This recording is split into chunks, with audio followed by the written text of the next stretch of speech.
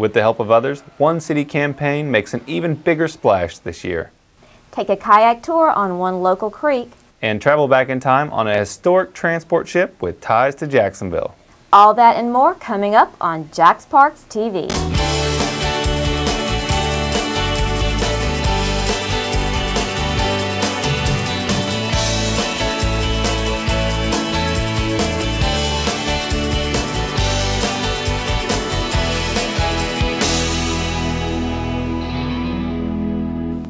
Hello everyone and welcome to this edition of JaxParks TV. I'm Pam Roman. And I'm Garrett Teague. We're happy to have you here with us, but we're a little sad.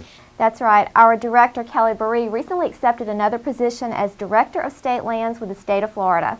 Yeah, we're going to miss her. Good luck, Kelly. But the show must go on, so let's head straight into our first story.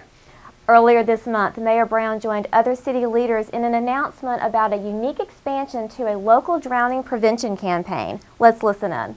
Nobody wants to drown. It's a horrible experience. If y'all didn't feel drowning, I did. Y'all don't want to go through it. So 16-year-old Charity Stevens learned to swim. This year, she joins Mayor Alvin Brown and other city leaders for a press conference to announce the expansion of Waterproof Jacksonville. Waterproof is a countywide drowning prevention campaign that provides free swim lessons to low-income families. This year, the campaign will double the number of lessons offered from 700 to 1,500. This includes a pilot partnership with Duval County Public Schools to provide swim lessons for all of the students attending summer school at Woodland Acres Elementary. In order to have this important life skill of learning how to swim is what we need to make sure that all of our children in Jacksonville have. So I am just so proud of the city for joining with Duval County Public Schools. We are definitely proud recipients. As our strategic plan for Duval County Schools states, one of our goals is to develop the whole child. And that's well beyond academics. It's developing these life skills so that they can become successful adults and productive citizens in the city of Jacksonville and the world. Attorney Wayne Hogan of Terrell Hogan Law Firm donated $15,000 to this year's Waterproof campaign. It's enough to cover the cost of the lessons for Woodland Acres, plus provide 150 scholarships for dependents of active duty military. The idea that children die because they don't know how to swim when it's a preventable thing, and when the numbers are as large as they are in Florida, Florida having the highest death rate among youngsters as a result of not knowing how to swim, we wanted to bring it home to Jacksonville and say, no, in Jacksonville, we're going to make a difference. And when the mayor said, maybe we can bring together the whole community to help provide the lessons so that we can say, we didn't have a child die this year because they didn't know how to swim. It feels really good to have partners to teach 1,500 kids to swim. That means 1,500 lives that we'll save, and then they'll spread out and reach out to their friends and family. I think it's very, very good. It talks about the public-private partnership, the power to partner with organizations who believe an opportunity for so many kids who can't afford to pay to learn how to swim. Safe Kids Northeast Florida has partnered with the city for several years now on water safety campaigns, and it was the first organization the city turned to when it began its development of Waterproof. What's exciting to me is how much this has grown. When the mayor stepped in and took the lead and we became a partner, and along with other partners, there's just so many more people involved, so many more kids are getting trained to swim. So it's just a much bigger deal, having a much bigger impact, but we're really happy to be a part of it. Florida leads the nation in drowning deaths for kids ages 1 to 4 and is second in the nation in drowning deaths for youth ages 14 and under. In Duval County, from 2010 to 2012, 44 deaths occurred due to accidental drowning. Waterproof Jacksonville is on a mission to change that, and since the campaign began 3 years ago, its partners continue to be the momentum behind its success. Each year, the number of lessons offered has more than doubled the previous year. With expectations high for this summer and the pilot project with Duval County Schools, we ask Waterproof supporters to share their visions for next summer's campaign. I just think that Waterproof Jacksonville is so important to making a difference that, this year we hope to double the number of children who are getting lessons. And if we continue to show success, then the next year perhaps we can double it again, and we'll have more and more who are saved from the terrible consequences of not knowing how to swim. Swim agencies partnering in the Waterproof campaign this year include the YMCA of Florida's First Coast, Flying Fish Swim Team, Carrie Wick Swimming, Mandarin Aquatic Club, Safety First Swim, School of Swimming, Southside Athletic Club, Swimming Safari Swim School, and JaxParks. Sigma Gamma Rho is partnering with USA Swimming to host a water safety workshop, and Safe Kids Northeast Florida, Jacksonville's Police Athletic League, the Florida Swimming Pool Association, Firehouse Subs Foundation, and Garner Pools have all joined Wayne Hogan in providing funding support. For more information about Waterproof Jacksonville, visit online at JaxParks.com and select the link for Waterproof. Kids throughout Jacksonville are boldly soaring beyond school hours. That's the theme of the Jacksonville Children's Commission's expanding partnerships. We recently spent the day with one of those partners. Here's their story. Better lives for our children. That's the mission of the Jacksonville Children's Commission, and it continues to expand partnerships each year to reach more kids and more families. This Arlington neighborhood is home to one of the newest members of the Commission's family, the Carpenter's Shop. Hi, welcome to the Carpenter Shop Center, where we're helping build children and families' lives here in our community. Come on in. Come be with us. Kids have been flocking to the Carpenter Shop since 2001. It's become a safe haven for youngsters and a trusted place for parents. I trust him. I don't have no worries. I know he's safe in a wonderful environment here. I don't have to worry about him. I know he's okay. It's wonderful. Otherwise, I wouldn't be here, for 10 years. It's my second home, and my kids too. It's been wonderfully. It's been great. Each day, the children here spend some time working on their homework, sometimes with the help of staff and sometimes with the help of their peers. My grades were, they were kind of in the middle, I always tried to keep them up, but they were in the C's, and PC, Pastor Clint, he helped me a lot in my grades. But there's much more to the Carpenter Shop than pencils and paper. There are also lessons about life. We have a life skills enrichment. We've done all kinds of things. Our kids and survival kids, one of the enrichment programs that we have, the kids go off camping, they go fishing and geocaching, and they're learning how to tie knots and how to, kind of like how to survive in the wild. Science, that's one of those subjects usually that kids aren't particularly fond of. Then they come here and then it's all hands-on. They're learning about gases and, they're learning about the fire, tornadoes. There's always some experiment and hands-on that they get to physically participate in. And so then some of these science equations and even with math, it just makes sense because we're teaching it in a hands-on, fun, learning way, and they just love it. They don't even know they're learning. And one addition to the center's music curriculum this year, the violin.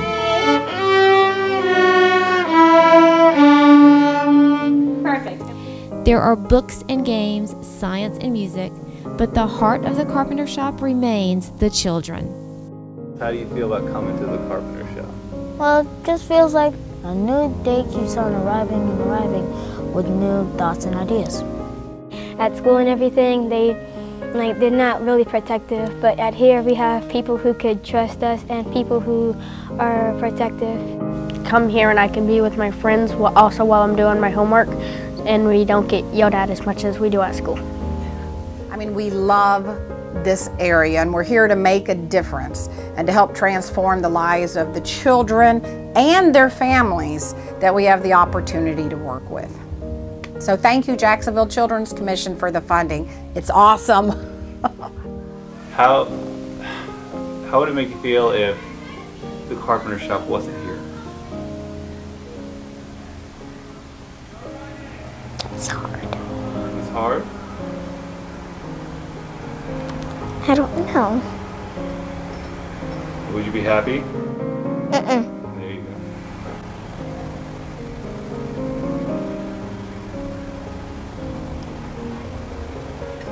I feel kind of sad. And why is that? Because if my mom can trust him, then I would. And I know that they were never shut down because of that. For more information about the Carpenter Shop, visit online at thecarpentershopcenter.org. For information about the Jacksonville Children's Commission, visit jaxkids.net. It spins, it flies, it floats through the air, and it's one sport skyrocketing in popularity and landing here in the River City. People come to Jacksonville for the beautiful beaches, the gorgeous St. Johns River, and disc golf? That's right. This emerging alternative sport, which uses a set of discs instead of clubs, has been growing in our parks, and one course in particular is garnering attention from all over. Recently, a crowd gathered at the disc golf course at Ed Austin Park for one of the biggest tournaments in Florida, the Jacksonville Open. This annual tournament has been getting bigger each year and attracts some of the best players in the world from the Professional Disc Golfers Association. Well, the tournament draws people from all over the country, whether it's North Carolina, New York, Midwest, out west, California, Arizona. These players come all over the country to compete in this tournament. The course, I've loved it. I've come here probably the last 10, 12 years I've been coming here, and I wouldn't miss it for anything. The tournament has grown tremendously. The first Jacksonville Open was about 90 players, and it took several months of registration to fill it up. Each year it fills faster and faster and faster. This year, when registration opened up online, it was full in 24 hours. So everybody wants to come to this tournament because it's the biggest tournament in Florida. This is the 9th year they've held the Open, and this year's tournament featured 120 players competing for $20,000 in cash and prizes, as well as raised over $2,000 for local charities. But even if you're not a professional or play in tournaments, there's still plenty of reasons why you should experience disc golf in Jacksonville. It's a sport that's obviously not as expensive, so you tend to be able to play more disc golf than you could regular traditional ball golf. Tee times are a lot easier. You can come on the course, you can get in a round or two and not have to wait. You don't have to pay any entry fee like a greens fee usually on most courses to come out and play disc golf. It's very interactive with the family. It's just great to be outdoors and to have fun with your family. So grab a disc and come on out. For more information about the sport, go to rcdga.com and find a course near you at JaxParks.com. It's where one man's trash was another man's treasure. And navigating a popular Jacksonville waterway. We'll show you how. Stay tuned. Hi, I'm Willie Coates with JaxParks Aquatics. Florida is surrounded by water, which is why it's so important to learn how to swim. Not knowing how to swim greatly increases the chances of drowning no matter how old you are. So sign up for swim lessons and keep you and your kids safe. Don't rely on a lifeguard, rely on yourself. Help us waterproof Jacksonville. This message is brought to you by Waterproof Jacksonville, JaxParks, and attorney Wayne Hogan of the Terrell Hogan Law Firm.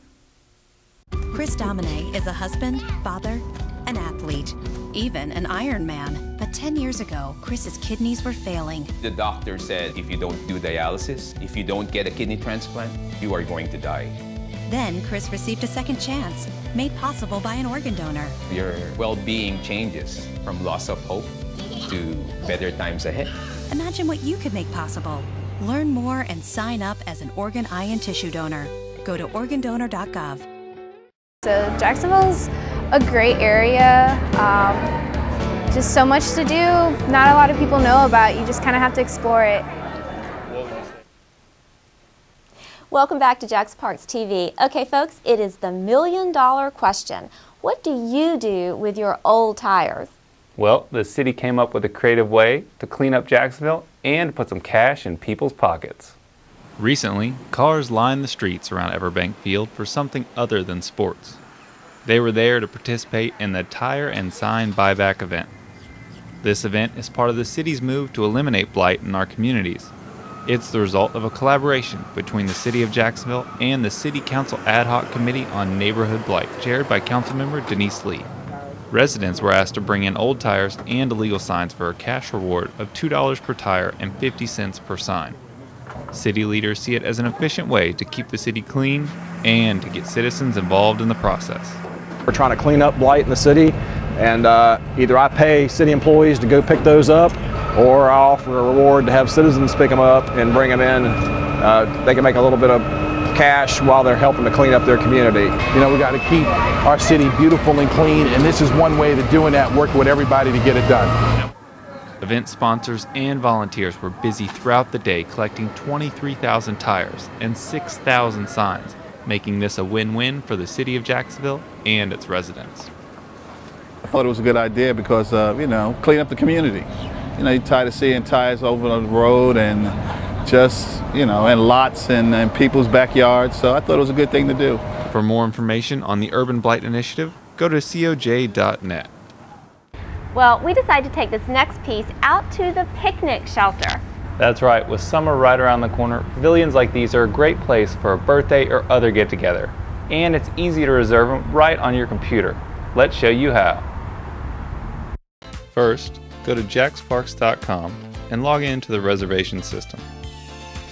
If you already have a login and password, then simply fill in the box and click Login. If this is your first time at this site, then you'll need to create your own unique login by clicking here. After filling in the information, save your changes so you can now log into the system. Once you log in, you'll notice a green bar at the top of the screen with links to navigate the page. Customer Home will take you to a menu where you can begin the reservation process.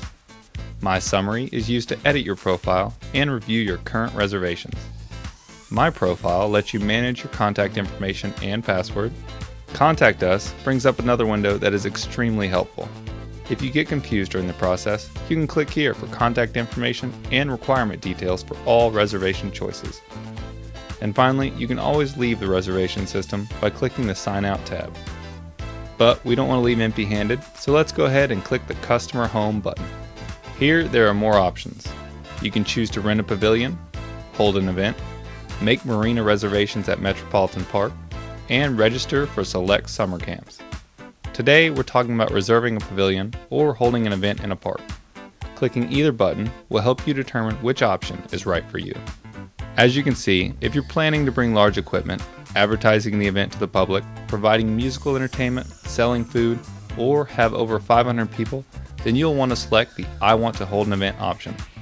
This will take you through the special use permit process. Make sure to take note, acquiring a special use permit requires 15 days notice for approval, so plan ahead.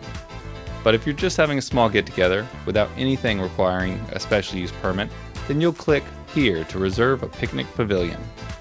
This takes you to this map with a list of parks on the side.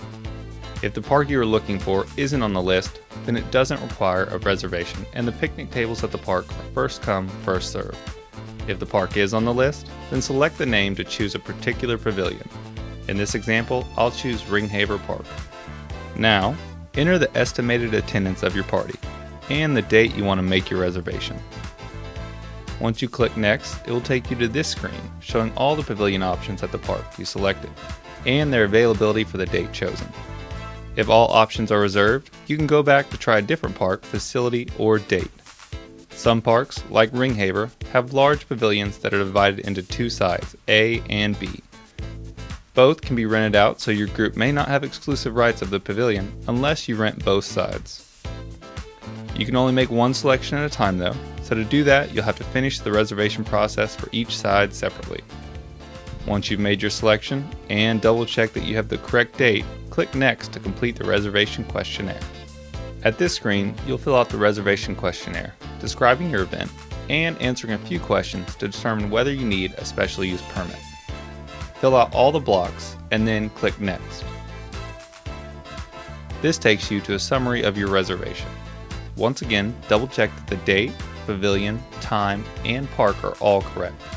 Also, take note of your reservation ID number. This will be helpful if you ever have questions about your reservation.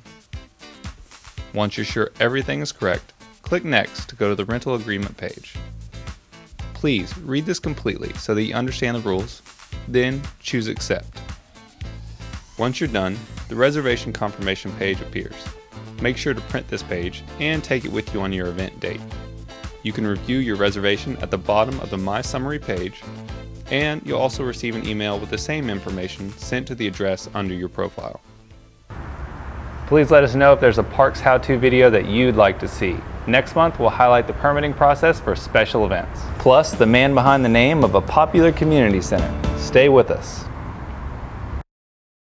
Medics, nurses, physicians, chaplains, families, caregivers, There are some of us out there who have seen the worst of the worst, day in and day out. You carry on the stress of all the troops. From your CO to the private, they come to you. The question is, who do you go to? It's not just those with the visible wounds. It's everybody else that was a part of that action that are affected. They don't have to go it alone. There are people out there who are ready, willing, and able to help.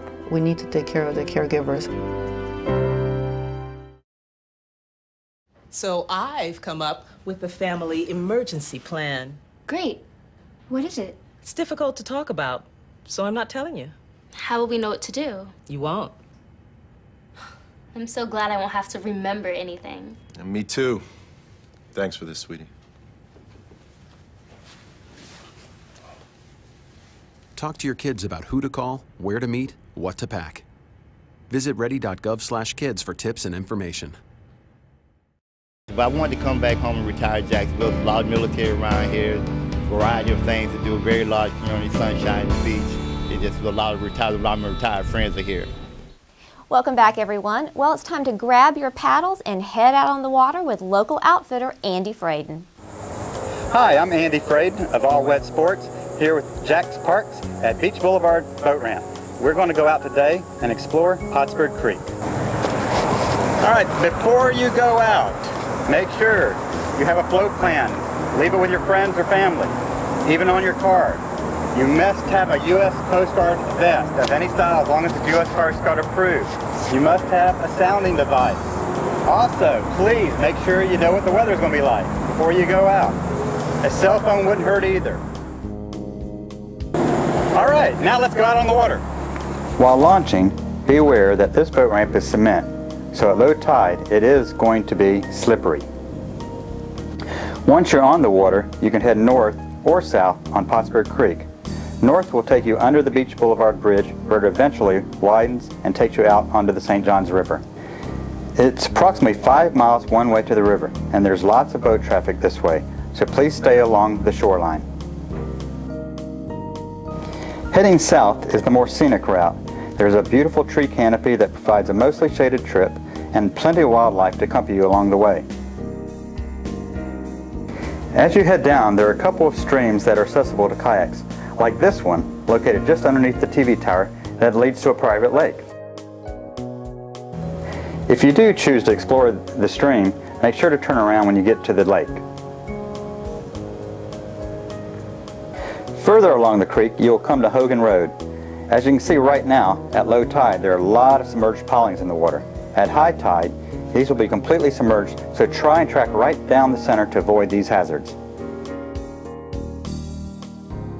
Most importantly, while you're out on Pottsburg Creek, make sure to slow down, look around, and have a fantastic time. Well, thanks for coming out. Hope you had a good time. For more information and maps, go to JaxParks.com or go to Facebook or YouTube. Did you know a Civil War vessel shipwrecked right here in Jacksonville? Well, we'll tell you more right after the break. Hi, I'm Nikos Westmoreland with the First Coast YMCA. When you're in the water this summer, stay safe, use the buddy system, and never swim alone.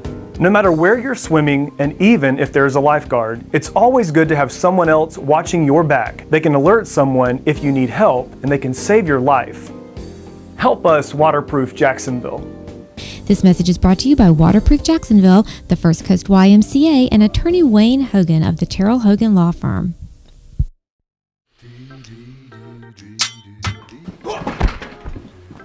Honey!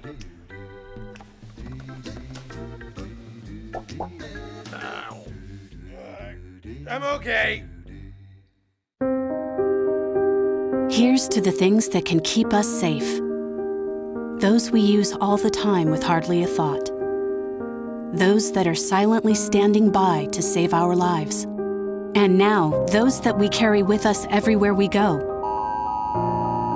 Many mobile devices will now bring you wireless emergency alerts, real-time information directly from local sources you know and trust. With the unique sound and vibration, you'll be in the know, wherever you are. I do go to the parks a lot. I go to Hannah Park and to Huguenot, and I love the fact that you can drive on the beach, because I'm from up north originally, and you can't do those kind of things. And it's family-oriented, and I'm always hanging out with my children or my family, so. Thanks for sticking with us. Now it's time to relive history. That's right, with a shipwreck, jam bands, and the fashions of the time, all in the heart of modern-day Mandarin.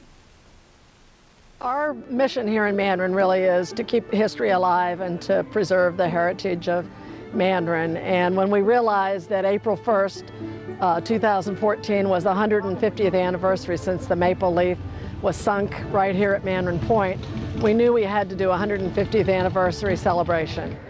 That's Sandy Arpin with the Mandarin Historical Society talking about the Mandarin Museum's newest exhibit about one extraordinary Civil War shipwreck, the Maple Leaf.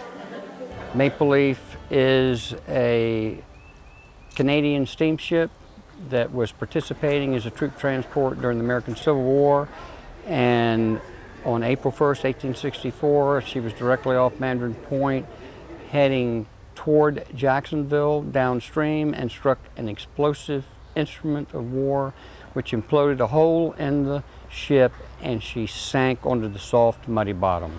And the Maple Leaf may never have been found had it not been for the relentless dedication and work of Dr. Holland and his team. I had the idea that it still existed. I looked for it, found it, sued the United States of America for permission, settled out of court, and then actually built a diving company and conservatory. And we recovered about 4,000 or 5,000 items, a ton of material, of cultural material that was perfectly preserved and represents the complete cargo of an entire brigade. And all that work was rewarded by the Historical Society with a great event including an old-time jam band, reenactors from the Union and Confederate side, and ladies in hoop skirts demonstrating the life of an 1860s lady. Now, many of the Maple Leaf artifacts will be on display throughout the year in the Mandarin Museum, adding to an already impressive resume for this Jacksonville park. And so we have historic structures that can be seen, and the park is just beautiful. It's absolutely beautiful. People come here and feel like they're in another country other than Jacksonville because it's so peaceful and beautiful, and people come here to relax. So, go see for yourself what Walter Jones Park is all about. To find more information on the park and museum hours, go to mandarinmuseum.net. Well, we're continuing our monthly series, Jacksonville's Black History, a Legacy of Giving. Today we introduce you to one man known for giving a helping hand.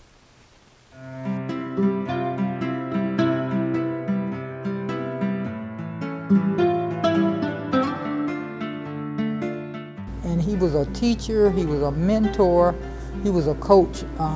You know, when people had something that they wanted to discuss or anything was wrong with the community, drainage, streets or whatever, they always came to him. Daddy was like the strongest man I knew because like whatever problems we had, he could fix it. Rosa Jones Carter and Henry Jones Jr. are describing their father, Henry Jones Sr., a third-generation contractor and advocate for his beloved Pine Forest neighborhood. This community center bears his name, a small recognition for a man known for helping neighbors build homes and find jobs, and for making sure kids in the neighborhood had what they needed to succeed. He would go to work 6:30, 7 o'clock in the morning, get off 4:30, 5 o'clock, come straight to the park. And he get out there like he just got out of bed. I think about all the things that he stood for, all the things that he achieved. And like I said, when I see some of the kids that are now adults that came through this center that have told me, you know, if I didn't have this center, if I didn't have your father encouraging me, I could have took a turn for something that might have wasn't in my best interest. Henry Jr. shares his father's message for today's youth. Refer to get your education, don't never give up. Don't never give up, and it's always something out there better for you. I don't care what you think you've been through, what your family have been through, you can be anything you want to be. That's it for this episode of JaxParks TV. Thanks for watching. And please stay connected with us. How do we count the ways? There is Facebook, Twitter, Pinterest, YouTube, Instagram, and Google+. And on top of that, you have JaxParks.com and JaxParksTV.com. So we will see you back here next time, and until then, we'll see you in the parks. She counted you down. She did count me down, but I wasn't ready, so I started counting myself down. Then she joined the countdown, and it was just too much. 3, 2. Come on. Stop. No, I will not. 3, 2. Thanks for sticking with us. Now it's time.